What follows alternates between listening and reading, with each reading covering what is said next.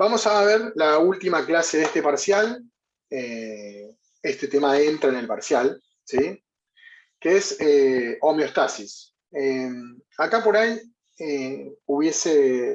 tal vez la clase debería tener dos enfoques,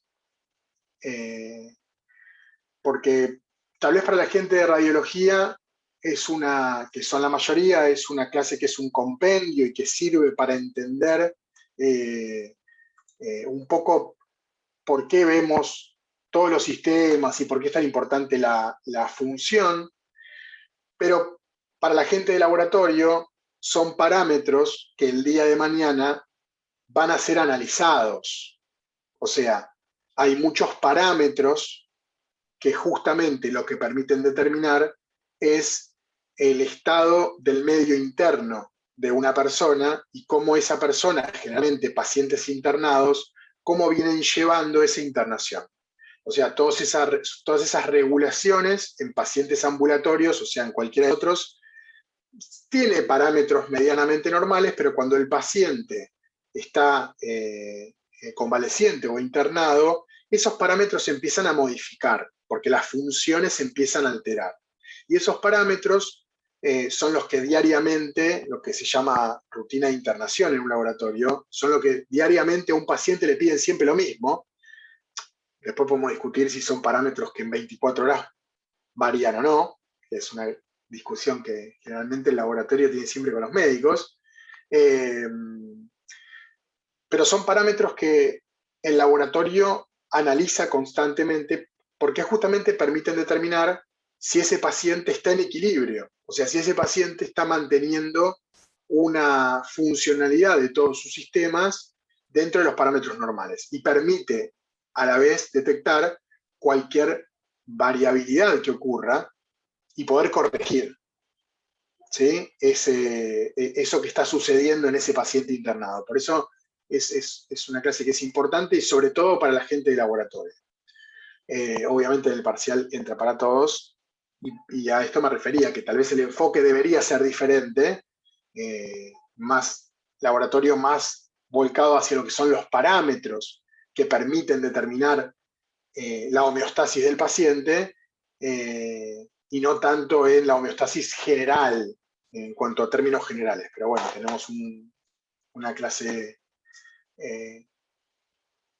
compleja con distintas vocaciones y tenemos que hacer un compendio de todo y explicar más o menos de qué se trata todo esto. Así que les voy a compartir pantalla. Así arrancamos con la clase de hoy. La clase de hoy va a ser bastante charlada. Es una clase que nos va a llevar por todos lados y bueno, y va a estar interesante. ¿Ustedes están viendo la pantalla? Sí, profe, estoy cargando. Y entonces están viendo la pantalla, mucho no me responden. Bueno, ahí está. Ahí arrancó. Bueno, es un poquito pesada, pero bueno, vamos a arrancar de a poquito. Bueno, les pregunto a ustedes, antes de arrancar y antes de acercarme a todo esto, ¿qué es la homeostasis? La regulación del medio interno. Correcto, la regulación del medio interno, en realidad entendida medio interno, acá hago también esta diferencia en cuanto a parámetros de laboratorio y en cuanto a lo que uno en biología podría referirse medio interno. El medio interno es una práctica de laboratorio que mide determinados analitos en sangre. Eso da una idea de cómo este medio interno se está comportando frente a las patologías del paciente. O sea, desbalances de ese medio interno hacen previsible algún tipo de patología latente que puede llegar a aparecer o algún desbarajuste general del paciente. Eso en cuanto a laboratorio. Pero si hablamos en biología y el medio interno como algo un poco más general, nos referimos a todas las cosas que suceden dentro del cuerpo. Cuando hablamos de medio interno, decimos todos los fluidos que corren por el cuerpo, la función de todos los órganos internos, la regulación de ese funcionamiento, cómo esos órganos trabajan mancomunadamente para llevar adelante una función determinada. A todo eso podemos llamar medio interno, que tal vez es distinto a esto que yo les comentaba de laboratorio, porque la gente de laboratorio más adelante va a ver medio interno, y si bien tiene que ver con la homeostasis, es más una determinación del laboratorio que obviamente se refiere a la homeostasis, pero es más puntual. Nosotros vamos a hablar ahora de homeostasis, pero a nivel general, ¿sí? Entonces, por eso quería hacer esa aclaración.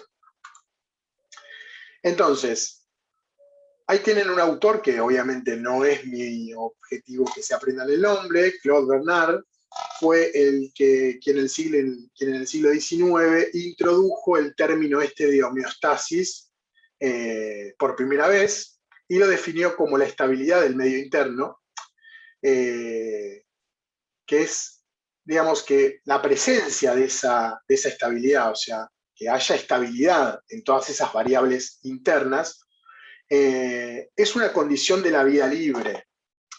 Esto tiene que ver con esto que yo les mencionaba al principio. Es como algo normal, la estabilidad del medio interno. La homeostasis es algo que nos permite perpetuarnos, vivir. Cualquier desbarajuste o desbalance en esa homeostasis nos lleva a la muerte. Ahora, ¿por qué tiene tanta importancia la homeostasis en salud? Porque justamente nos permite hacer el seguimiento de pacientes, generalmente pacientes internados. Bueno, esto quiere decir que para que un organismo pueda sobrevivir debe ser independiente de su medio interno. Esta independencia está proporcionada por la homeostasis. O sea, es algo que sucede de forma interna y es algo que nosotros no podemos regular. Nosotros no podemos hacer nada, o digamos, sí podemos hacer, pero nada que directamente afecte ese equilibrio. Nosotros podemos hacer cosas para desarmar el equilibrio. Pero si el equilibrio por alguna patología se desarma, no es que yo digo, ay, se me está desacomodando la homeostasis, voy a comer más manzana, porque no se va a solucionar de esa manera. No lo podemos regular porque tiene que ver con un montón de funciones que ahora vamos a empezar a ver. Entonces, ¿qué significa homeostasis? Es el conjunto de mecanismos por lo que los seres vivos tienden a mantener constantes las propiedades de su medio interno. O sea, que la presión arterial sea la misma, que la temperatura sea la misma, que el contenido de solutos en sangre sean los mismos. Cuando digo los mismos me refiero a dentro de parámetros normales, ¿sí? No los mismos en valor. Eso va variando y tiene que ver con la adaptación que nosotros tenemos como seres vivos. El término de medio interno se define, en cuanto a esto al laboratorio, ¿sí? Se define como los líquidos que rodean la célula de nuestro organismo. Es el líquido intersticial, la sangre y la linfa. Eso es lo que conforma el medio interno cuando hablamos más relacionado a la parte de laboratorio. Recuerden ustedes cuando yo les decía, en términos generales, medio interno es todo lo que pasa dentro de nuestro organismo, ¿sí? Entonces, hay que recordar que el sistema nervioso, ¿se acuerdan esto que habíamos visto? Que nosotros tenemos, el cuerpo se regula de dos maneras.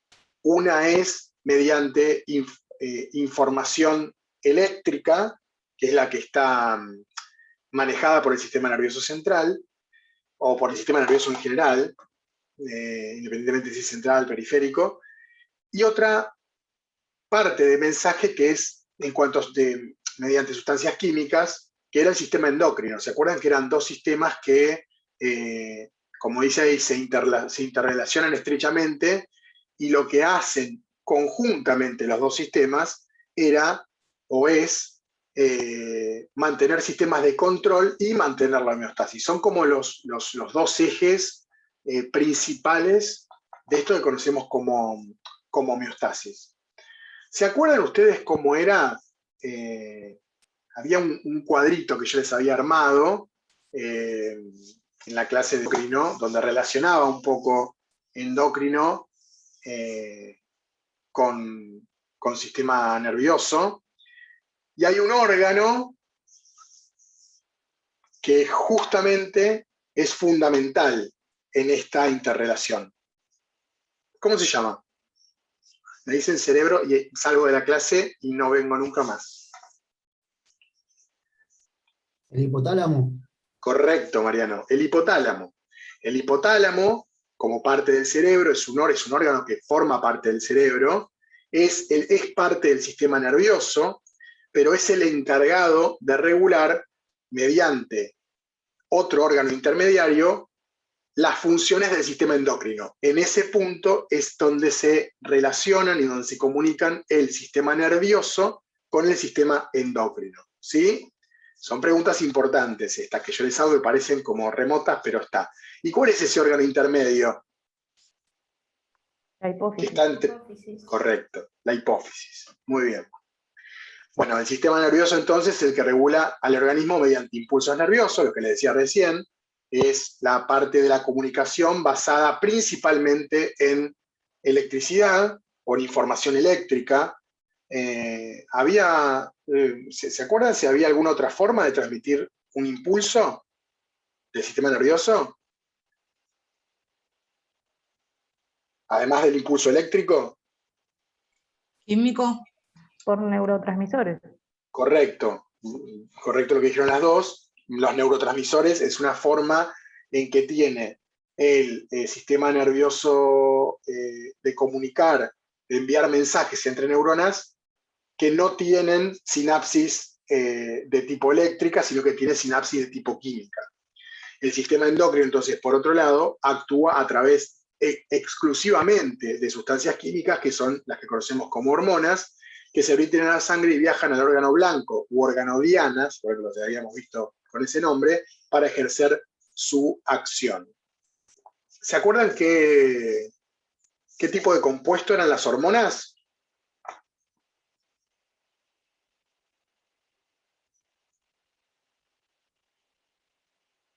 Compuestos químicos. Sí, pero ¿qué tipo? ¿Proteínas? ¿Glucoproteínas? Correcto, muy bien, Leandro. Glicoproteínas son las principales sustancias químicas que conforman hormonas.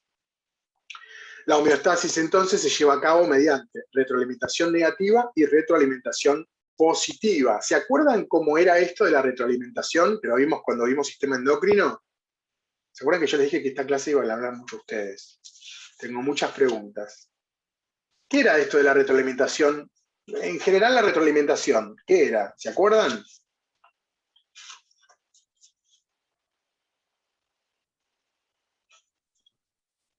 Retroalimentación es como un circuito, tiene que pasar algo para que se produzca un equilibrio. Correcto. La retroalimentación es eso, hay una cadena de señales o de eventos que suceden que van en el último paso, a generar un producto. La generación de ese producto es leída por el órgano inicial de esa cadena y eso que le permite seguir aumentando o seguir produciendo esa sustancia o evitar que se siga produciendo esa sustancia. Cuando la presencia de una sustancia, de la producción de una sustancia, genera mayor producción, hablamos de retroalimentación positiva. Y cuando la presencia de una sustancia inhibe su propia producción, hablamos de retroalimentación negativa. ¿Sí? A lo largo del sistema, hay muchos ejemplos de esto, el sistema endocrino, en donde la presencia de una hormona, por retroalimentación negativa, hace que esa hormona deje de ser secretada, o por retroalimentación positiva, esa hormona sea segregada por el órgano encargado. ¿Sí? Solamente con eso, hay un montón de rutas re complejas, pero no nos vamos a meter con eso, solamente sepan que existe la retroalimentación y que esa retroalimentación puede ser negativa o positiva. Bueno, acá es lo que hablábamos al principio, un poco de la regulación de toda esta homeostasis. Es una regulación que se conoce como neuroendocrina.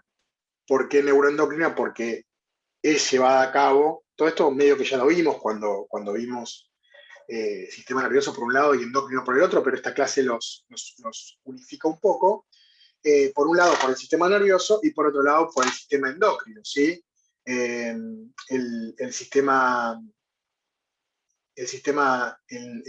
nervioso tenemos las neuronas, que son las encargadas de enviar los mensajes a cualquiera de los órganos objetivos, ¿sí? Puede ser, como dice ahí, se lo voy a acercar un poquitito, como dice acá, puede ser transmitir información para que si siga expandiendo o distribuyendo el impulso nervioso, puede ser información para la contracción de un músculo o de un esfínter particular, o inclusive la secreción de alguna célula específica, ¿sí?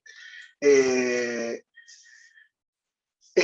sistema nervioso tiene como componentes las neuronas que van a comunicarse entre sí por neurotransmisores, ¿sí? Puede ser impulso nervioso o neurotransmisores químicos. Por otro lado, el sistema endocrino, todo esto ya lo vimos, es como un repaso.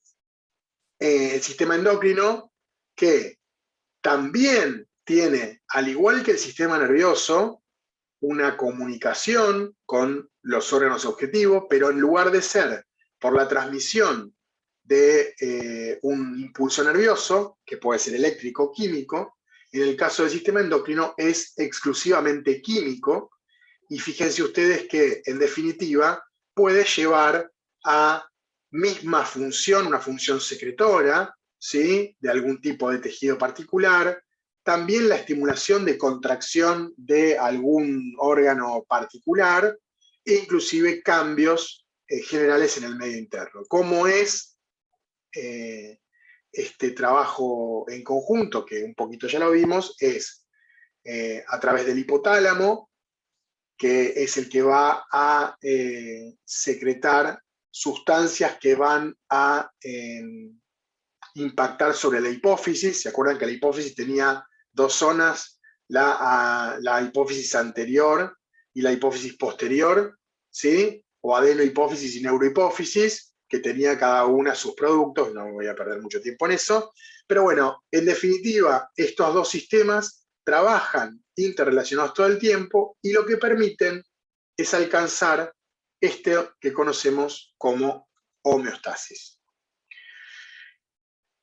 Y acá vamos a hablar un poco de, bueno, venimos a homeostasis, de quiénes son los encargados o los principales encargados de que esa homeostasis se mantenga en pie o se mantenga funcionando, pero hay diferentes mecanismos en todo el cuerpo que van a permitir que se dé esa homeostasis, o sea, esto de un equilibrio del medio interno de una persona. Y ahí tienen cuatro mecanismos principales. El primero es la osmorregulación. La osmorregulación está a cargo del sistema endocrino y del sistema excretor de los riñones, mediante un control homeostático de iones y líquido. ¿Qué quiere decir? Que entre el sistema endocrino y el sistema excretor van a estar regulando todo el tiempo la concentración de solutos en los líquidos internos. Cuando digo, no los quiero complicar, pero en química lo tienen que haber visto. ¿Saben cuando yo digo concentración de solutos? ¿Saben de qué estoy hablando o entienden de qué estoy hablando? Sí. Bien. Entonces, si yo dejo o, digamos, elimino poca agua, ¿sí? La concentración de solutos disminuye en los líquidos. Y si yo elimino mucha agua, la concentración de solutos aumenta en el medio interno. ¿Sí? ¿Me siguen? Sí, ¿O sí. no? Bien. Entonces, los riñones, el sistema excretor, es el encargado de este control de la osmorregulación mediante la fisiología renal, es esto de cómo funciona el riñón. ¿Se acuerdan que vimos el glomérulo, que estaba inervado, que tenía los capilares sanguíneos llegaban, intercambiaban las sustancias de desecho y los riñones utilizaban agua del medio interno para generar la orina, para poder excretar la urea, esa que se forma como desecho metabólico. Permite mantener lo que se conoce como presión osmótica, que es la presión de los líquidos internos, y como hablaba recién, el balance o la concentración de solutos, que es el balance entre el agua y los iones disueltos en los diferentes líquidos. Otro de los mecanismos homeostáticos es el de la regulación respiratoria, que el encargado es el bulbo raquídeo, junto con los pulmones. Esto lo que va a permitir es la regulación o mantener en equilibrio las presiones de los gases en sangre, principalmente oxígeno y dióxido de carbono, ¿sí? La cantidad de oxígeno va a ser fundamental para que ocurran los procesos de respiración celular, por un lado, y el dióxido de carbono es importante porque la presencia de dióxido de carbono tiene injerencia sobre el pH sanguíneo. Todo esto, por eso acá les digo que es un poco, se bifurca un poco la clase. Obviamente la gente de laboratorio más adelante, todos estos son parámetros que van a estudiar y que van a ver qué impacto tiene en un individuo, ¿sí? Nosotros ahora solamente los planteamos para que todos tengan una idea, pero la gente de laboratorio va a avanzar mucho más en cuanto a estos parámetros. Otro de los mecanismos es la termorregulación, llevada adelante por el hipotálamo, que es esto de mantener una temperatura corporal que permita el funcionamiento de todos los órganos. Ustedes saben que en las diferentes especies, si no lo saben se los cuento, la temperatura corporal no es la misma, ¿sí? Hay organismos como nosotros que somos considerados endotérmicos, quiere decir que hay mecanismos que permiten regular la temperatura. Mientras que hay otros organismos que reciben el nombre de ectotérmicos, que son aquellos que no pueden regular la temperatura de forma interna y necesitan o requieren de las condiciones exteriores para poder regular esta temperatura, ¿sí? En terminología vulgar sería animales de sangre caliente y animales de sangre fría, ¿sí? Pero el nombre técnico es endotérmicos y ectotérmicos. Bueno, nosotros somos endotérmicos o animales de sangre caliente, entonces el hipotálamo es el encargado de regular la temperatura corporal. ¿Cómo regula el hipotálamo la temperatura corporal? Bueno, ustedes saben que la temperatura normal es 36.5, entre 36 y 37, 36.5 y 37 se considera temperatura normal, a partir de los 37 para arriba se considera febrícula primero y fiebre después, quiere decir que está algún proceso inflamatorio está llevándose adelante dentro del cuerpo, y por debajo de los 36 grados comienzan los espasmos, que son los temblores, y después de eso la hipotermia, y después de eso la muerte, ¿sí? ¿Ustedes saben para qué son los espasmos cuando temblamos de frío? ¿No es un Para aviso? intentar Como calentar el calor. cuerpo. Calor. Bueno, sí, básicamente esa contracción involuntaria es trabajo que hacen los músculos. Ese trabajo genera calor, porque hay gasto de energía con la posterior liberación de calor de ese músculo que está trabajando. Entonces, el cuerpo, su forma de defenderse frente al frío, es empezar a decir, bueno, no mueves vos, muevo yo. Y empieza a contraerse de forma desregulada, ¿sí? Por eso cuando tenemos frío nos tiembla la boca, que decimos, y no podemos parar, porque ahí el hipotálamo le está diciendo a las células del cuerpo, mira, algo está pasando, no estamos con la temperatura que deberíamos tener, hagamos algo. Y ahí aparecen los famosos espasmos, digamos, el temblequeo, los espasmos son más graves y es cuando ya la persona está con temperaturas un poco previo a la hipotermia, ¿sí? Estoy hablando del que nos puede pasar cuando tenemos frío, que se nos tiembla un poquito la boca y nos tiemblan un poquito las manos. Estoy hablando de ese caso, ¿sí? Hay otros animales que no tienen estos mecanismos de termorregulación, entonces, si tienen frío, no les queda otra que exponerse al sol para que la sangre se caliente y la temperatura se disemine por todo el cuerpo. ¿Sí? Esto es un poco lo que resume lo de sangre caliente y sangre fría.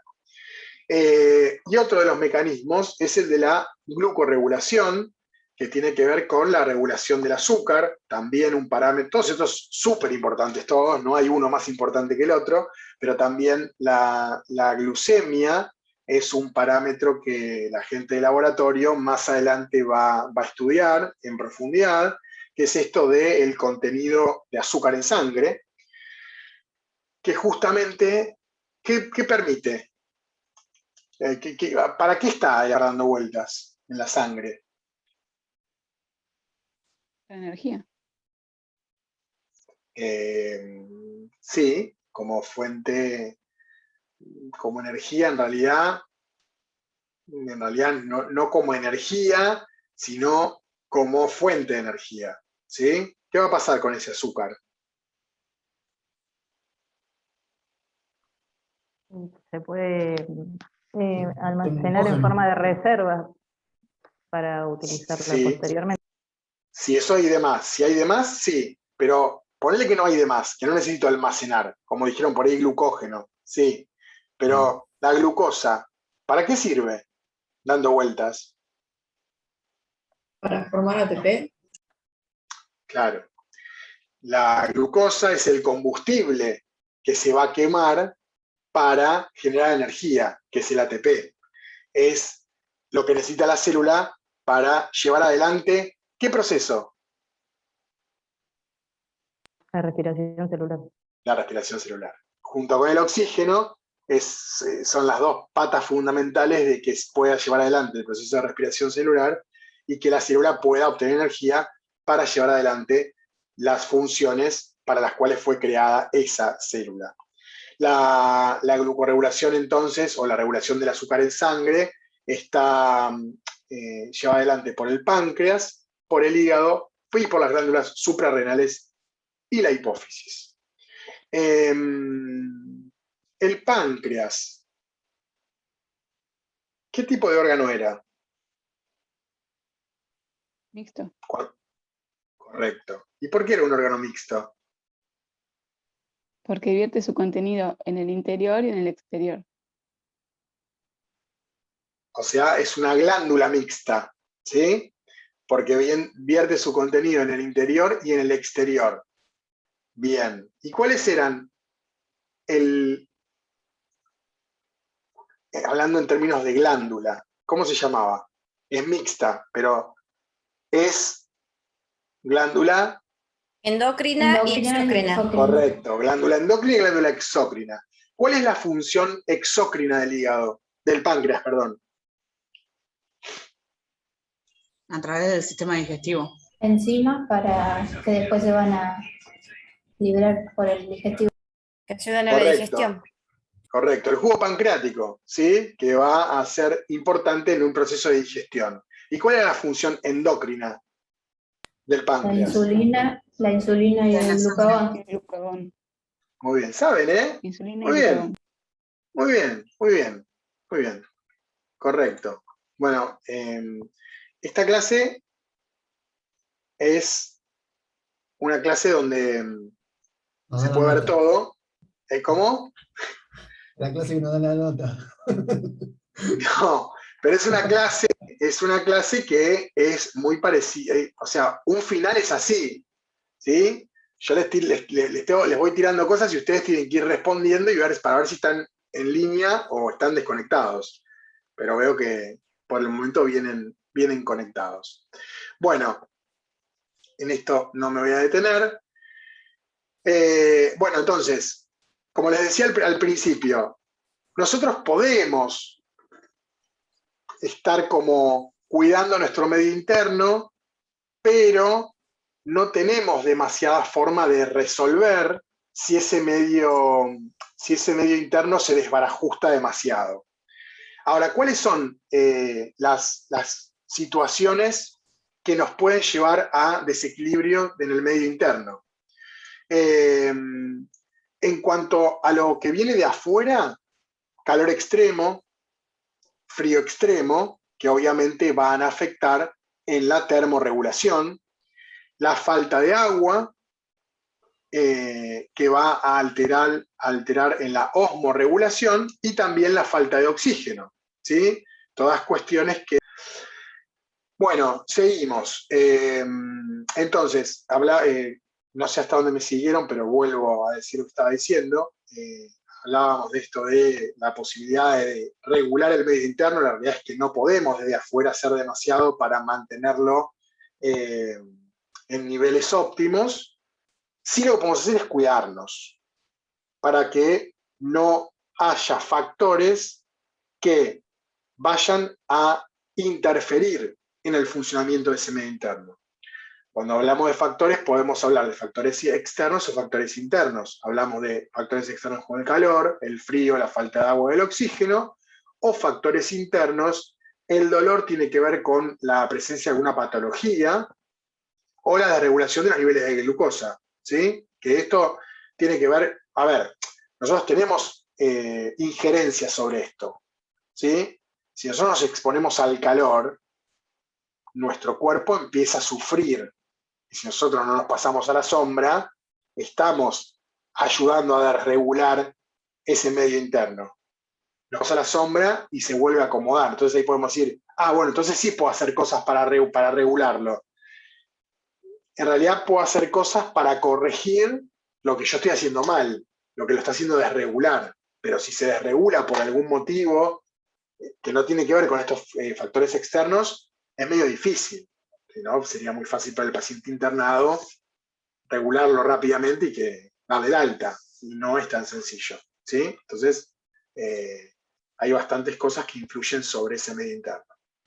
Entonces, frente a los estímulos estresantes, el organismo dispone de mecanismos de control homeostático que intentan contrarrestar sus efectos.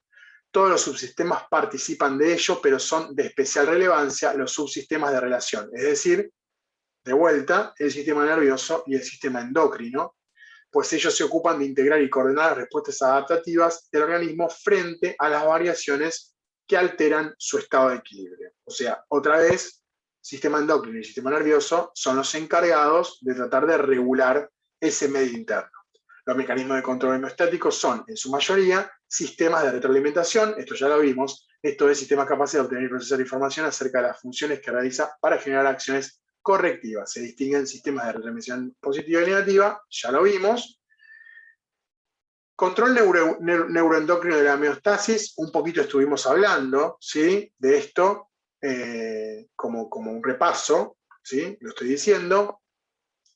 Estuvimos viendo que, y se los pregunté y lo sabían, que el hipotálamo es la parte del sistema del cerebro a la cual se reciben todos los estímulos externos, recibe mucha información, esa información es integrada por el hipotálamo y lo que hace es elaborar respuestas que tienen que ver con la regulación de la hemostasis. Por ejemplo, recibe información acerca de la presión sanguínea y la distensión estomacal, la temperatura de la piel, las condiciones de luz y oscuridad, el balance iónico y la temperatura de la sangre. O sea, es este el punto, como ya venimos viendo, donde estos dos subsistemas, sistema nervioso y sistema endocrino, tienen el punto de unión y es el que va a tomar la decisión de las acciones correctivas internas que se van a generar.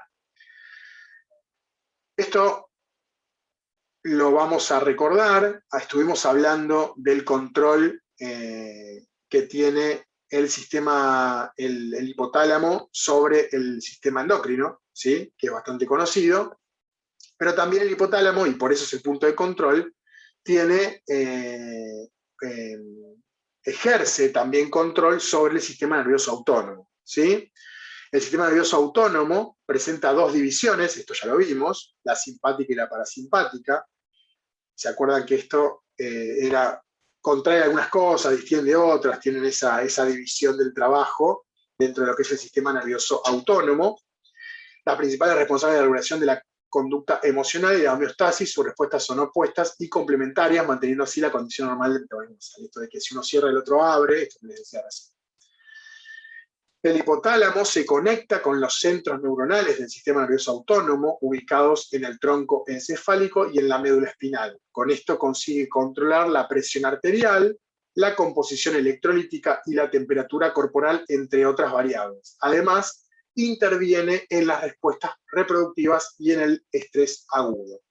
O sea, vuelvo a repetir, el hipotálamo, ya lo conocemos, es esa parte del cerebro encargada de regular todo el sistema endocrino, pero como ven, que obviamente lleva a la homeostasis, todo ese sistema endocrino que trabaja lleva a la homeostasis, pero además también tiene conexión con parte del sistema nervioso, lógicamente porque conforma parte del sistema, es parte del sistema nervioso, pero conecta con el sistema nervioso autónomo, permitiendo también regular algunas cuestiones relacionadas con la homeostasis. Entonces, si yo en un examen les pregunto ¿cuál es el principal órgano encargado de la homeostasis?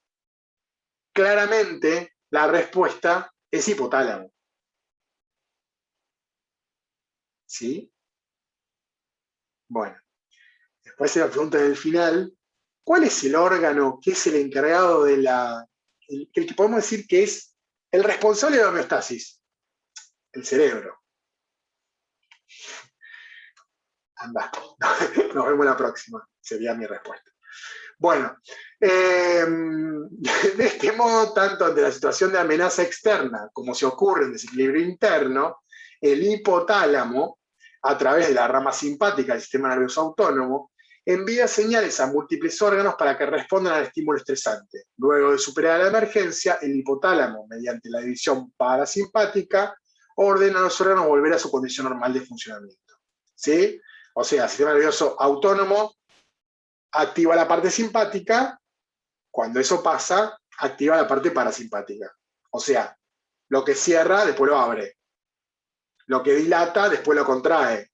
Sería los efectos opuestos, ¿sí? O los efectos contrapuestos. Ahora también, el hipotálamo tiene control en la parte endocrina, como ya vimos, y recuerdan que era, ya les pregunté hoy, también lo sabían, sobre otro órgano, que es el intermediario entre lo que sería el sistema nervioso y el endocrino, que es la hipófisis, ¿sí? ¿Se acuerdan que la hipófisis estaba dividida en dos zonas, la hipófisis anterior y la hipófisis posterior, o adenohipófisis y neurohipófisis? Cada una secretaba distintas hormonas que tenían impacto sobre órganos encargados de secretar hormona, ¿sí? Son como mediadores químicos que permiten desencadenar rutas hormonales. ¿Se acuerdan de esto? ¿Sí? Para ejercer su función homeostática, el hipotálamo regula la actividad de otras glándulas endocrinas mediante el control de la hipófisis, que es la glándula maestra o rectora, o esta glándula que yo le decía que es como intermediaria, ¿sí? Entonces, la hipófisis, volvemos a repasar, es ese órgano chiquitito, ¿se acuerdan? Este que está acá, que está en la base anterior del cerebro, que está dividida en dos lóbulos, el lóbulo anterior o adenohipófisis, o el lóbulo posterior o neurohipófisis, cada uno secretando diferentes hormonas que van a impactar en diferentes zonas, permitiendo controlar el sistema endocrino, que va a ser fundamental en esto del control de la homeostasis.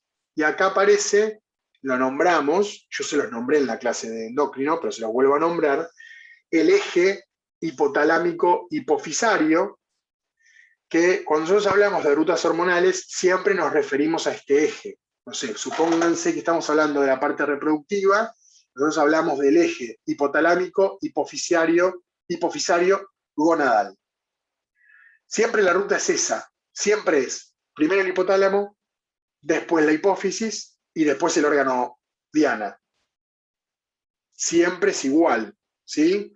Hipotálamo, hipófisis, tiroides. Hipotálamo, hipófisis, páncreas. Siempre es así. No hay forma de romper esa ruta.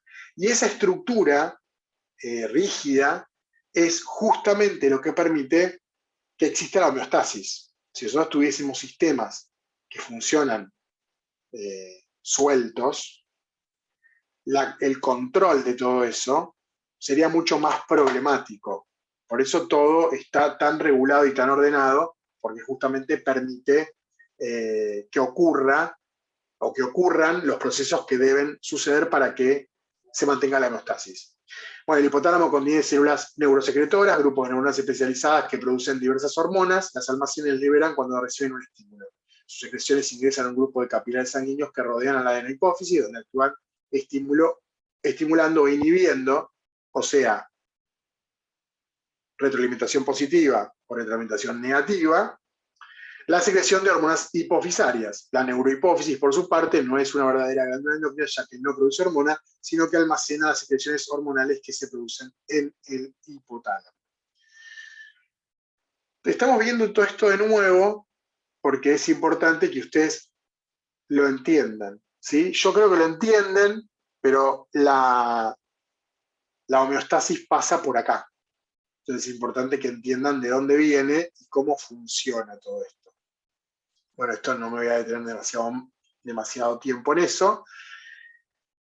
Y vamos a hablar, ahora sí, después de haber revisado cómo estos dos sistemas, por un lado el sistema nervioso, con el control del hipotálamo sobre el sistema nervioso autónomo, y por otro lado el endocrino, con el hipotálamo actuando sobre la hipófisis. Vamos a hablar de esto que hablamos al principio, que es muy importante la homeostasis, que es lo de mantener la temperatura corporal, la regulación de la temperatura, que es uno de esos parámetros, de esos mecanismos que estuvimos viendo al principio cuando los nombramos. No se lee muy bien esto, pero bueno, yo se los leo, después cambio el color, antes de compartírselas le voy a cambiar el color porque no se ve muy bien. Bueno, ustedes saben que la temperatura, nosotros siempre, cuando hablábamos de regulación de la temperatura, yo les decía que nosotros somos endotérmicos, o sea, generamos nuestra propia temperatura. ¿Y cuál es la forma que tiene el cuerpo de regular esa temperatura? Bueno, en la parte central de nuestro cuerpo es donde más temperatura hay. Y en la periferia es donde se pierde temperatura, es donde se disipa el calor. Entonces, para regular la temperatura, el cuerpo no hace ni más ni menos que aumentar o disminuir el flujo sanguíneo hacia esas partes. O sea, si nosotros necesitamos perder temperatura, va a haber mucha irrigación superficial que hace que esa sangre tome contacto con el aire, entre comillas, ¿no? Pero el sistema se expuesta al aire y pierda temperatura. Por otro lado, si hay descenso de temperatura, el cuerpo va a tender a retirar la sangre de las extremidades para concentrar la temperatura en los órganos internos, que son los que necesitan temperatura para funcionar. Esta es la explicación de por qué cuando nosotros tenemos calor nos ponemos colorados. Nos ponemos colorados porque aumenta la irrigación sanguínea exterior en busca de frío. La sangre como que se va para afuera para poder enfriarse. Y también porque cuando tenemos frío, empezamos a perder movilidad en las extremidades, principalmente dedos de los pies y dedos de las manos. Porque justamente deja de haber irrigación. Si no hay irrigación, no hay conexión, y si no hay conexión, no hay función, las células no pueden llevar adelante la respiración celular y por ende no pueden trabajar. Por eso se nos entumecen los pies y las manos cuando tenemos frío. Estamos hablando de temperaturas extremas. ¿Sí? No, ¡ay, qué frío! Tengo las manos frías. Sí es un principio. Las manos se enfrían porque la sangre se está yendo para no perder calor. Por eso se enfrían las manos. Lo mismo con los pies. ¿Sí? Bueno, entonces, acá dice, en los seres humanos la temperatura corporal normal oscila entre 36,5 y 37,2, con variantes que dependen de la actividad física o de la condición fisiológica, por ejemplo, del momento del ciclo menstrual en que se encuentran las mujeres o si existe una respuesta febril ante una infección. Bueno, esto ni yo lo leo, esto olvídense, que lo podamos leer. Yo no me acuerdo qué dice acá. Eso estaba negro, no sé por qué fue blanco. Pero bueno, describe esto que yo les decía recién, de cómo cuando hace calor, la sangre tiende a ir hacia afuera del cuerpo. Cuando digo hacia afuera del cuerpo, no estoy diciendo que nos desangramos. Lo que digo es que tiende a ir hacia las extremidades para buscar aire un poco más frío, ¿sí? Y en condiciones de frío extremo, al revés, busca ir hacia el centro del cuerpo. Para mantener constante la temperatura corporal existen múltiples mecanismos controlados por el hipotálamo, funcionando de forma parecida al termostato de una casa. Dentro del hipotálamo existen neuronas que son sensibles a la temperatura. O sea, el hipotálamo, como centro receptor, como dijimos hace un ratito, va a medir la temperatura y va a actuar en consecuencia. Por un lado, regulando actividad del sistema nervioso autónomo, y por otro lado, regulando actividad del sistema endocrino, ¿sí? Siempre en conjunto. Además, el hipotálamo recibe información de la temperatura en otros lugares del cuerpo, sobre todo de la temperatura de la piel, y esta información le llega procedente de fibras nerviosas sensoriales sensibles a la temperatura. El hipotálamo compara la temperatura en el hipotálamo y en la piel con el valor de referencia de 37. Si la temperatura corporal es mayor de 37, pone en marcha mecanismos para que disminuya, y si es menor, para que aumente, ¿sí? Esto de regular la circulación. Entonces, tiene diferentes mecanismos el hipotálamo para regular la temperatura. Esto es lo que les decía hoy, la circulación cutánea, esto de ponernos colorados, tiene que ver con que aumenta la circulación a nivel superficial y permite que esa sangre se enfríe. Transpirando, ¿sí? Nosotros al sudar se humedece y eso, el agua transmite mucho mejor la temperatura. Entonces, al sudar permitimos que la piel se enfríe más rápido y por ende los capilares y vasos que están por debajo también se enfrían más rápido. La contracción muscular, cuando hace frío, acá estamos en el caso opuesto, o sea, lo que les decía hoy, el temblar, ese trabajo permite que los músculos aumenten la temperatura. La pilorrección, que tiene que ver con eso de la piel de pollo, piel de gallina, tiene que ver con que los pelos se paran como buscando generar un tapado de piel que nos aísle un poquitito del exterior. Claramente, en nuestra especie no se logra demasiado, pero sí hay otras especies con mayor, y en mí menos que menos, pero hay otras especies que tienen una capacidad de erizar el pelo que recubre los tegumentos y obviamente aislarse de mejor manera del exterior. Y por otro lado, el aumento del metabolismo, que es lo que en definitiva buscamos todos cuando queremos bajar de peso, que es, bueno, gastar más energía. Bueno, el hipotálamo lleva adelante funciones para que eso ocurra, para que el metabolismo aumente, eso mediante el sistema endocrino actuando sobre, no está ahí, estoy leyendo rápido a ver si está, no está. ¿Sobre qué órgano? Están las hormonas, es fácil igual. La tiroides. La tiroides, costó, ¿eh? La TRH y la TSH son las hormonas tiroides, ¿sí? O sea, las hormonas estimuladoras de la tiroides. Y mediante el aumento del metabolismo es quemar combustible, también logro regular la temperatura. Quemo más leña o quemo menos leña y así genero mayor o menor temperatura. Una vez establecidos los valores normales de temperatura, los termorreceptores detectan el cambio y disminuyen la frecuencia de sus señales hacia los centros de integración y estos determinan que los efectores suspendan o aminoren su actividad. Dato curioso, la tasa de sudoración puede alcanzar hasta 2 litros por hora, ¿sí? O sea, cuando nosotros nos exponemos a esto, tiene que ver con lo que nosotros podemos hacer o no para mantener la homeostasis. Si nosotros estamos expuestos al sol, lo que podemos hacer es incorporar agua, ¿sí? Si no estamos generando efectos sobre nuestro organismo, lo estamos como sobreexigiendo, sin ningún tipo de sentido, ¿sí? La pérdida de agua genera aumento de los solutos en líquidos internos. Ese aumento de los solutos en líquidos internos aumenta la viscosidad de los líquidos internos, y ese aumento de la viscosidad produce aumentos de presión, ¿sí? Y esos aumentos de presión hace que todos los sistemas empiecen a funcionar mal, ¿sí? Por eso es importante la hidratación en el caso de estar expuestos a temperaturas elevadas.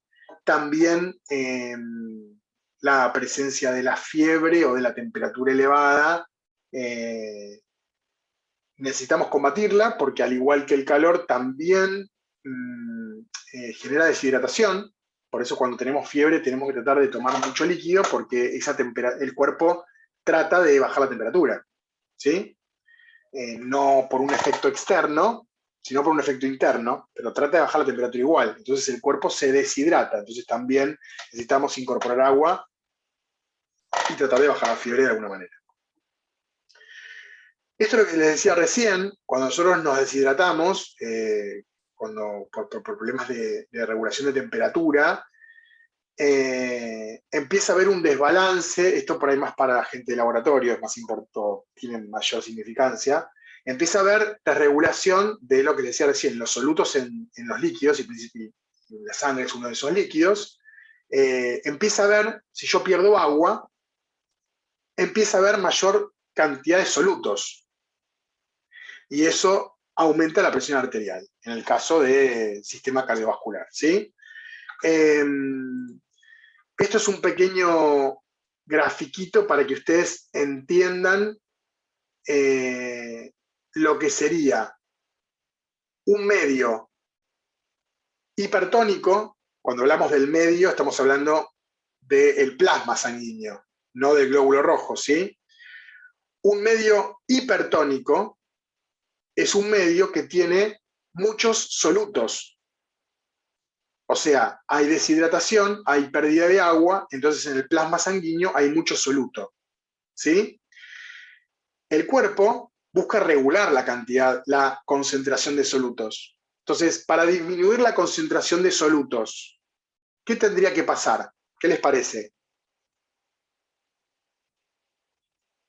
¿Qué falta si hay mucho soluto? Agua. Solvente, agua de los tejidos. Líquido. Solvente, en este caso agua, correcto. Bueno, ¿y de dónde va a sacar el agua?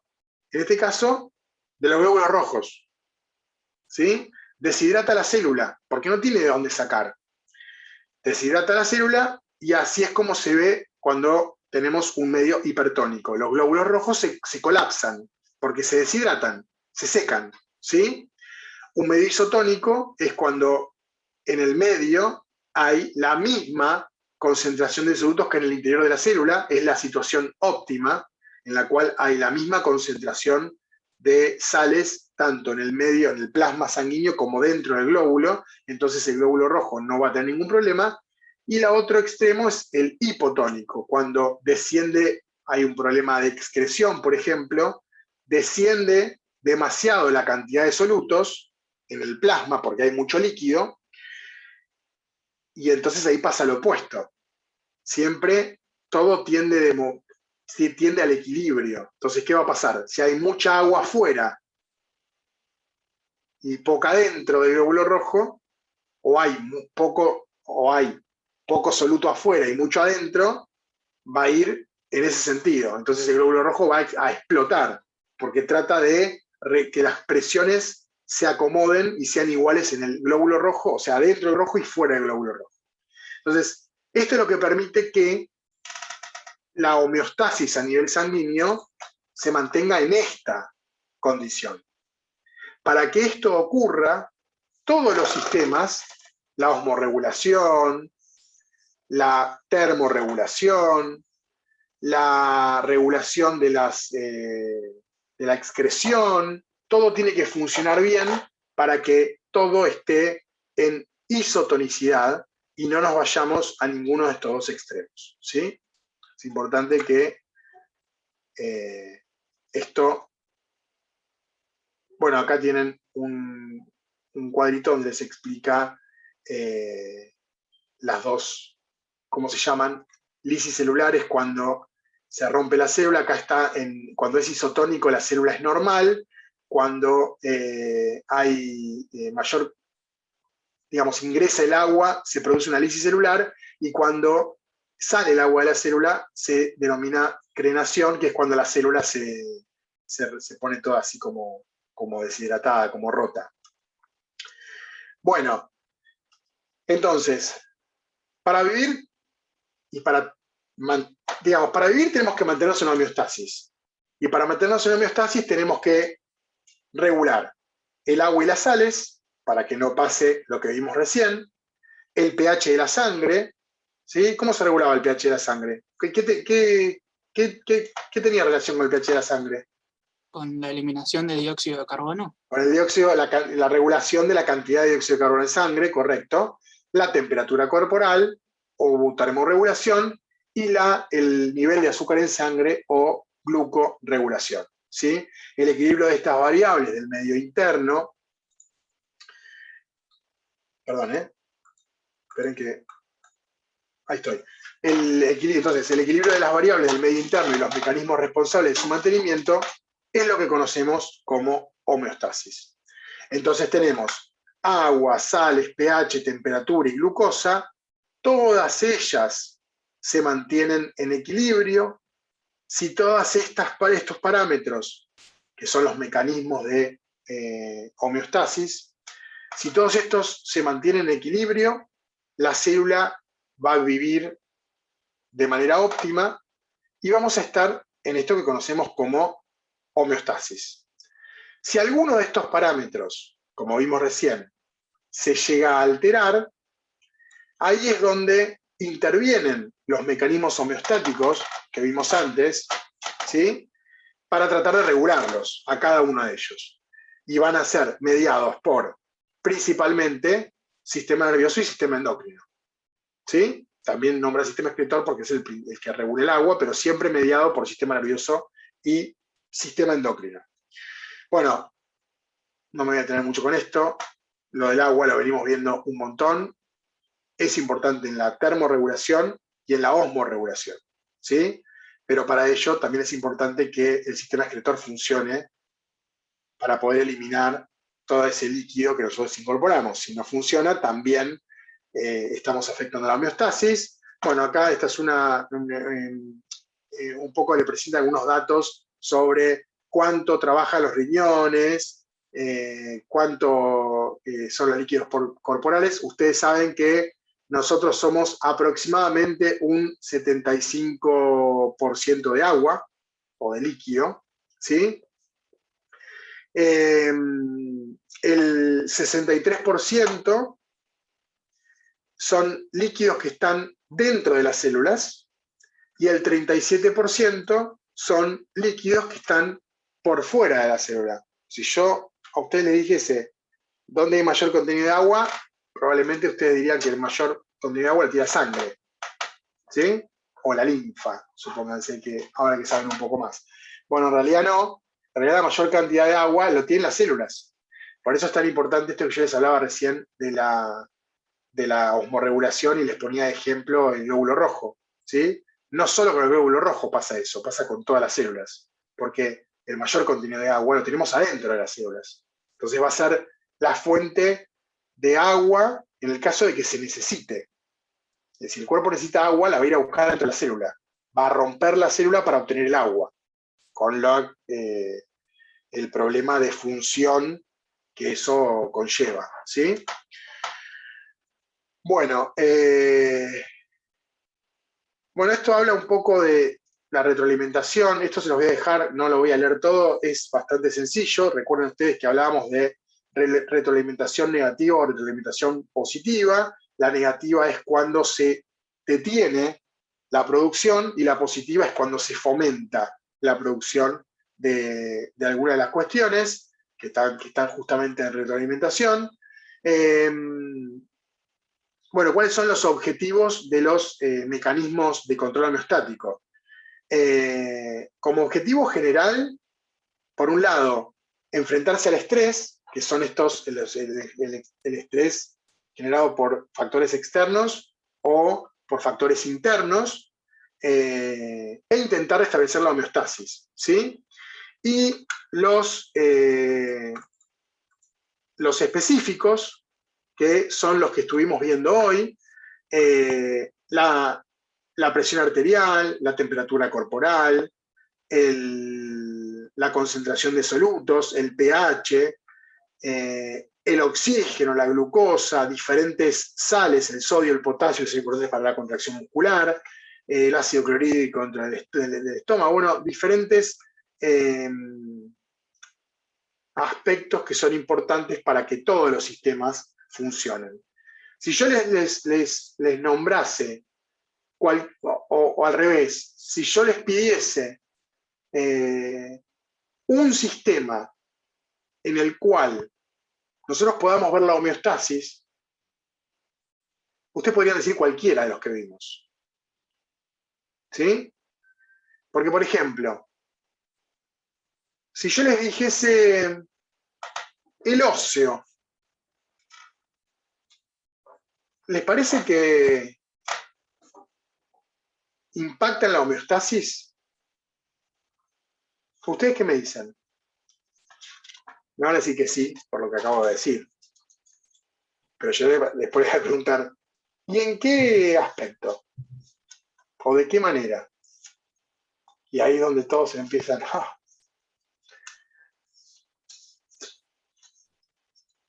¿Qué les parece? ¿La hematopoiesis? Eso justo iba a decir. Es una buena respuesta, pero podemos decir que... Leandro, ¿fuiste vos? ¿Quién fue? Sí, profe. Bueno, yo te podría... Si no, pensé en el calcio y el potasio, pero como a usted tanto le gusta la hematopoiesis... No, muy bien, muy bien. Muy bien, bueno, ya está, listo, perfecto. No, yo te iba a pedir, te iba a decir, la hematopoiesis puede ser, no era la respuesta que estaba buscando, te iba a pedir justificar la respuesta. Podrías decirme, y porque mantiene los niveles de células sanguíneas en equilibrio. Y yo te puedo decir, y no es tan así, porque también en ese sentido está el hígado y el vaso, que son los encargados de filtrar el glóbulo rojo, entonces era debatible. Pero después dijiste el calcio, el calcio, diferentes sales o elementos, principalmente el calcio. Ahí es donde el sistema óseo participa en la homeostasis, porque es el que va a permitir la disponibilidad o no del calcio en función de la necesidad del cuerpo, en función de otros sistemas que lo necesiten para llevar adelante alguna función. ¿Sí? Muy bien, Leandro, ¿eh? Bueno, ven que cualquiera podría decir cualquier sistema y ustedes podrían encontrar algún punto de contacto con la homeostasis, ¿sí? Obviamente, en un examen va a ser al revés. Yo les voy a tirar el sistema y ustedes van a tener que decir, como dice Leandro recién, a qué me estoy refiriendo, ¿sí? O sea, es importante que esto que hizo Leandro, que es tratar de, yo siempre digo lo mismo, como de salir, ustedes están como metidos en cada tema, adentro. Tienen que agarrar un dron y salir, y mirarlo de arriba. De esa manera tienen una vista mucho más integral de la materia, y es lo que se necesita. Ustedes necesitan aprender la materia, lo repito siempre, como un todo. Pero nosotros somos un todo, no somos sistemas sueltos. Y esto de la homeostasis demuestra eso, que todos los sistemas, dos sistemas que, como son el nervioso y el endocrino, que si yo se los nombraba antes de la materia, antes de verlos, por ahí alguno tenía idea. Pero ninguno o muy pocos probablemente tuviesen idea de que trabajaban tan unidos uno con el otro, siendo tan distintos. Porque uno principalmente es eléctrico y el otro es químico. Uno regula los movimientos y todo lo que hacemos, y el otro regula la cantidad de azúcar que tenemos en la sangre. O sea, pero todo trabaja unido, y es importante que ustedes eso lo aprendan, porque les va a ayudar para el final de la materia, entender la materia como un todo, ¿sí? Bueno, les comparto pantalla, yo ya me perdí, no sé dónde estábamos. Estábamos viendo lo que ya vimos antes. Esto ya lo habíamos visto, así que no me voy a detener con eso. Acá ya lo vimos, esto ya lo hablamos. Bueno, y esto es cómo fluctúan las concentraciones de sodio. Bueno, esto no importa. Bueno, otro de los puntos entonces importantes que venimos hablando en cuanto a la homeostasis es el riñón, sistema excretor. Es el que va a permitir regular la cantidad de solutos en los líquidos, o sea, cuánta sangre tenemos, perdón, cuántas sales tenemos disueltas en los líquidos, principalmente en la sangre, y va a permitir regular la presión arterial, ¿sí? Un tipo de medicamento que relacione, que se le da a personas que tienen problemas de presión, que relacione sistema cardiovascular con sistema excretor. ¿Diurético? Correcto. Muy bien, Pamela. Diuréticos. ¿Sí? ¿Qué? Los acordé, que es el que maneja la presión y la, ¿cómo se llama? Bueno. A mi mamá le dan. ¿Por qué? Bueno, ¿por qué? Regulador. Justamente, la pregunta es, ¿y por qué un diurético regula la presión arterial? Porque el diurético pone en marcha el sistema excretor. ¿Y qué es lo que hace? Elimina agua. Elimina o regula la eliminación de agua, y eso hace que el contenido de solutos en sangre se regule también o se modifique, permitiendo regular la presión sanguínea. ¿Sí? Acá tienen otro ejemplo de cómo, si yo en el final le digo, bueno, háblame del sistema excretor y la homeostasis. También tienen un ejemplo relacionado con la homeostasis, ¿sí? Eso es porque elimina el sodio, digamos, en la orina. O sea, las sales... Claro, se usa para lavar, digamos. Claro, va eliminando... Pero además regula los niveles de líquido en los diferentes tejidos, permitiendo regular la tensión arterial, ¿sí? O la presión sanguínea en general, con esa regulación de el contenido de líquido. ¿Sí? Bueno, esto lo puse de vuelta por si no había quedado claro, el tema de cómo de la unidad funcional del riñón es la nefrona, ¿sí? ¿Se acuerdan que ya lo vimos? La nefrona tiene esa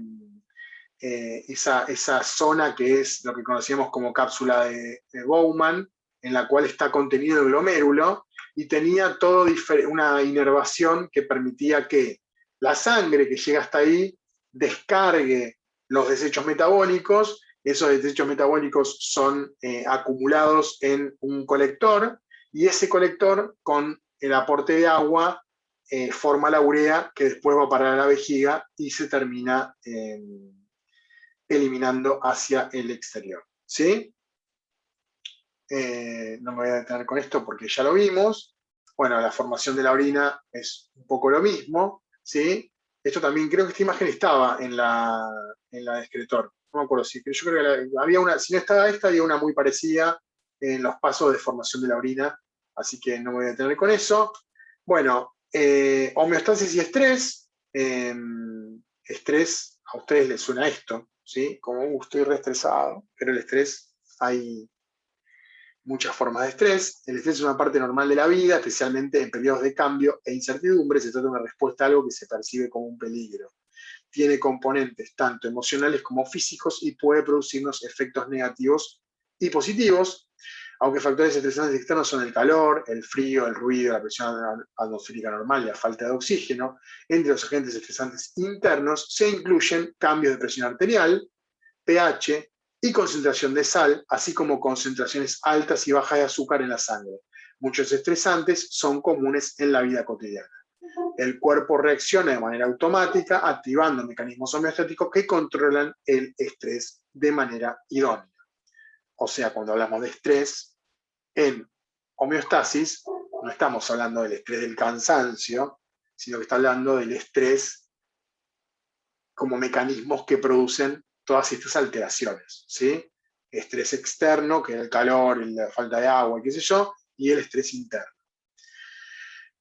Bueno, de acuerdo a la duración tenemos dos tipos de estrés: el estrés agudo, que es el de recién, el que se produce en el momento, y el estrés crónico, que es el que se produce a largo plazo, ¿sí? Se sostiene en el tiempo. Tiene efectos sobre el sistema nervioso autónomo. ¿Gracias a quién? ¿Quién detecta el estrés?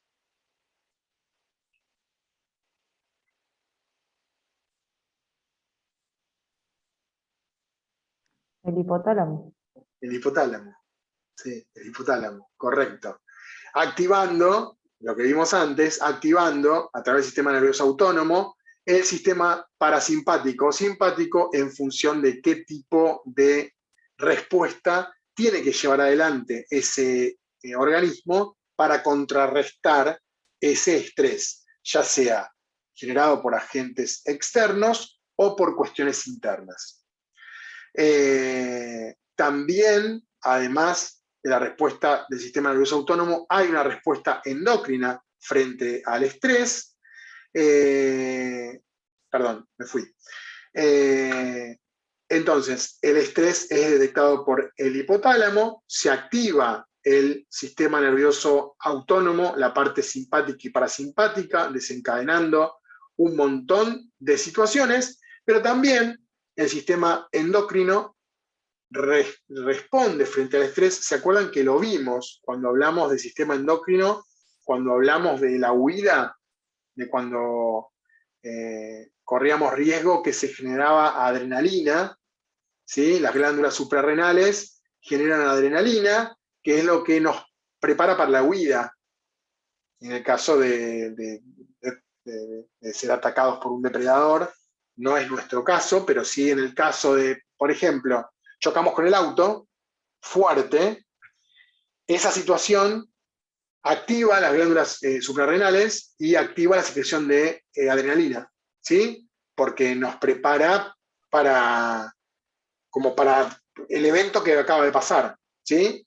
Andar, bueno, más de una vez tienen que haber escuchado, no, porque a mí, no sé, me tiro paracaídas, me genera adrenalina. Sí, es cierto, porque nos estamos exponiendo a una situación que el hipotálamo entiende que es riesgosa para nosotros. Entonces, libera adrenalina en respuesta a ese estrés, en respuesta al cambio de la homeostasis, porque la presencia de estrés tiene efectos sobre la homeostasis, modifica la homeostasis, y el cuerpo se defiende de manera endocrina mediante la secreción de adrenalina y cortisol, que reduce la inflamación, inhibe las reacciones alérgicas, pero además aumenta la glucemia, no glicemia, la glucemia. ¿Para qué? aumenta la glucemia? ¿Por qué Para liberaría? obtener energía. Correcto.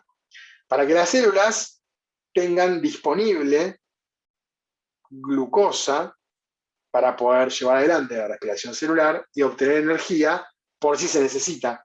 Porque si tenemos que salir corriendo, no podemos decirle a un cocodrilo que está por comer, no, aguantá que estiro un poquito, la verdad que me preparo, que ya estamos, sino que eso tiene que ser automático y justamente la adrenalina y el cortisol son los encargados de que eso suceda.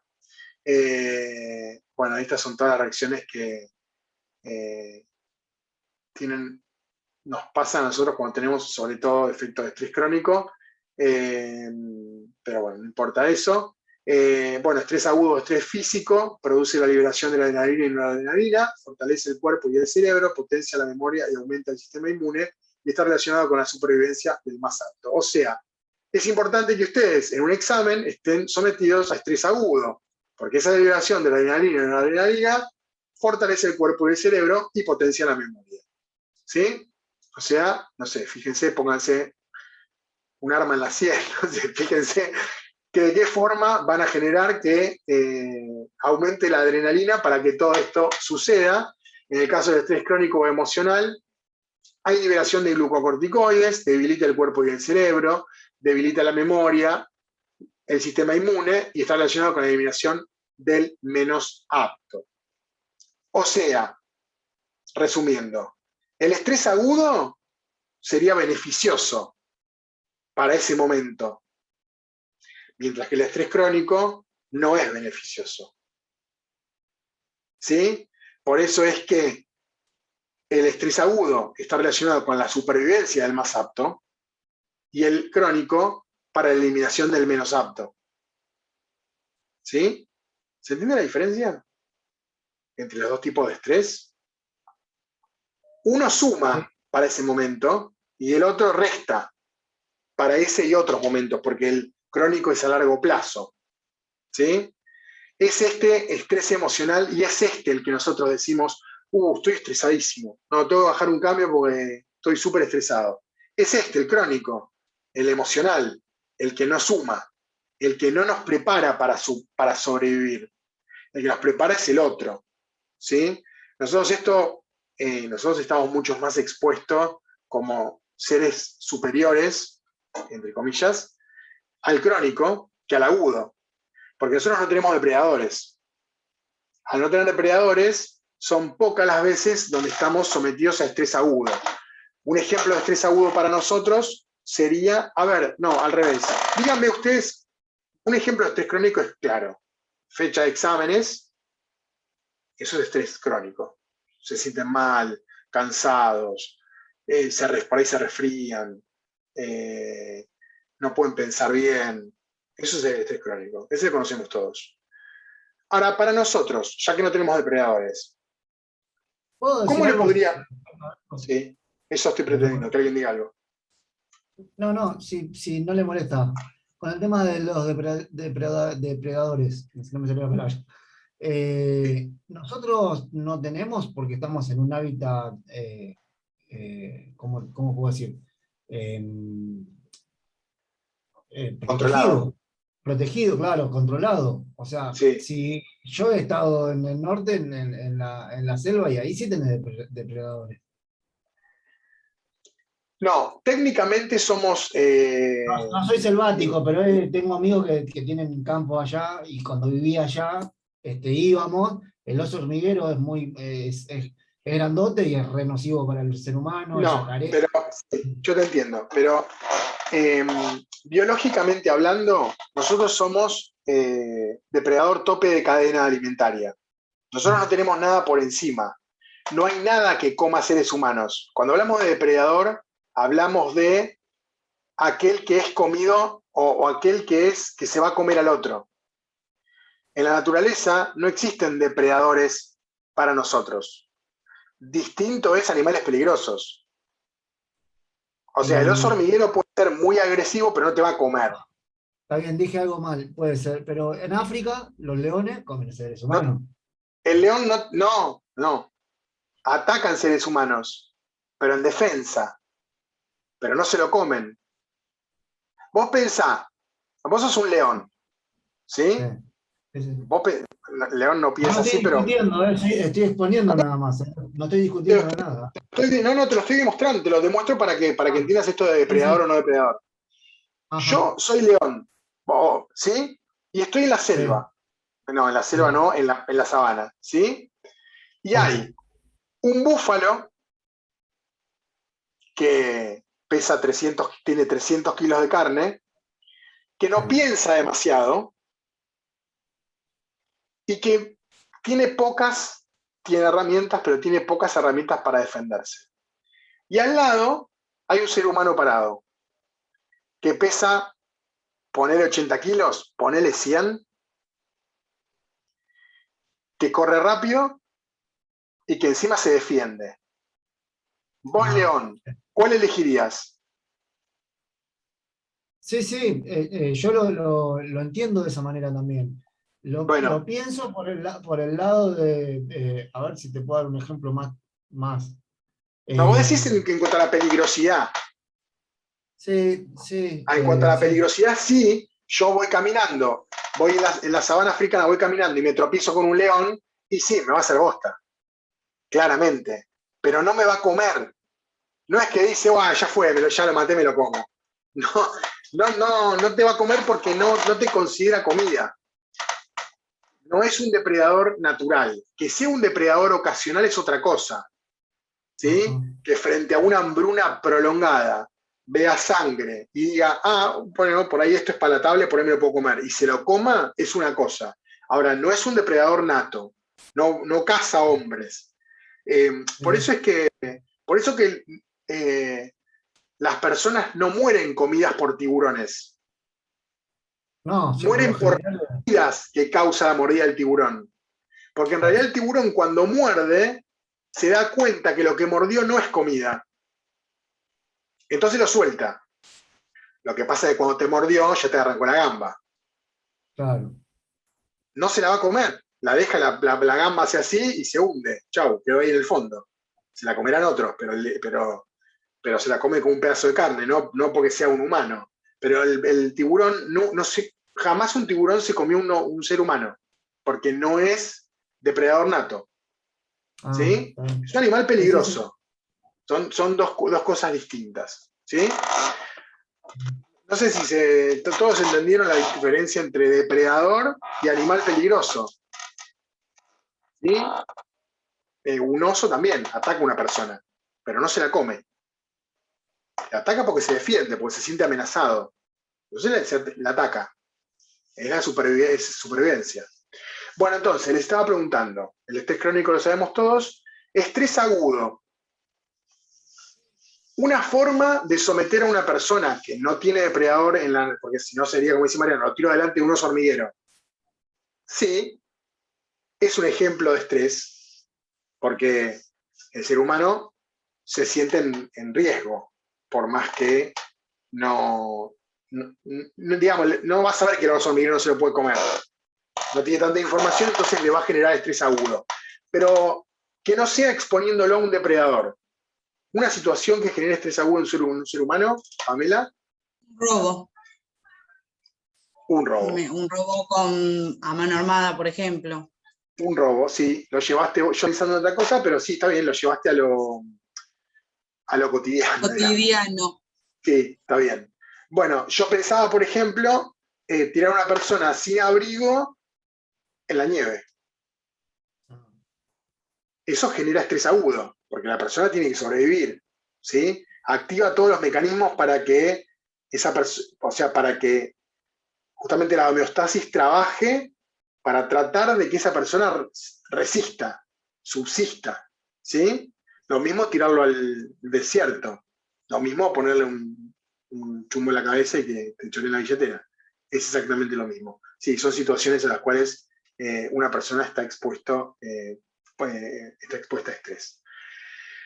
Bueno, y con esto termina la clase de hoy. Como verán, es una clase un poquito como rara, porque es un poco difícil concentrar lo que es la homeostasis. Y como arranqué al principio, aún más para dos carreras diferentes. porque como que tengo que tocar todos los puntos, darle importancia a lo del laboratorio sin tocar demasiado el laboratorio para los que no están en el laboratorio, pero hablar un poco del laboratorio sin que aburrir a los que no están en el laboratorio, digamos. Entonces traté de pasearlos un poco por diferentes aspectos, diferentes sistemas que estuvimos viendo, preguntarles un poco a ustedes para ver si cuando hablábamos de esos sistemas sabían dónde estábamos, y sí, han demostrado que saben, y que entiendan este concepto de homeostasis como esto que veníamos viendo y que se lo grabaron a fuego, el equilibrio del medio interno, pero que sepan qué significa eso del equilibrio del medio interno, porque si no, son un par de palabras que puestas todas juntas suenan re lindo, pero entender qué mecanismos de homeostasis existen, cuáles son los sistemas que están involucrados, cuáles son los órganos que están involucrados y cómo funcionan esos órganos que están involucrados para mantener justamente ese equilibrio de ese medio interno. ¿Sí? Aclarando esto que aclaré al principio, de que cuando hablamos de medio interno son los líquidos que están adentro, pero en este caso, cuando hablamos de medio interno, es todo lo que sucede dentro de nuestro organismo. ¿Sí? Son como acepciones de las mismas dos palabras, son como dos acepciones. ¿Sí? ¿Alguna duda? Saben, ¿eh? La verdad es que he quedado sorprendido para bien, porque les he preguntado y han respondido. Así que quiere decir que van por buen camino. Esperemos que todos, ¿no? Vayan por ese camino. Y si no, quedarán frente a los hormigueros. El estrés crónico se considera como, ¿cómo te puedo? A ver, fuera de la homeostasis. Entonces. Sí, porque es emocional. Porque está. En realidad, a ver, sí, no está no. Cuando hablamos de estrés, hablamos de estrés corporal y son los que directamente afectan la homeostasis, porque alteran ese estrés, exposición al calor, al frío, a un robo, pérdida de agua, todos esos factores que generan estrés corporal afectan la homeostasis. El estrés emocional no afecta la homeostasis directamente porque justamente es emocional, pero indirectamente sí, porque terminan afectando el normal funcionamiento de esa persona, porque si está deprimido no come mal, no hace deporte, no se cuida y en definitiva va a terminar en algún punto afectando la homeostasis. Pero no son cambios tan marcados como el estrés agudo, que sí afecta directamente la homeostasis. Por eso hago la diferenciación entre estrés crónico y estrés agudo, o estrés emocional y estrés físico. ¿Sí? Sí. Porque nosotros estamos acostumbrados al crónico, no al agudo. Por eso hago la... Sí. ¿Sí? Sí, Bueno, ¿alguna otra duda? ¿Alguna otra consulta? No nos quedan 10 minutos. No nos queda mucho. Bueno, escúchenme. Seguimos de la siguiente manera.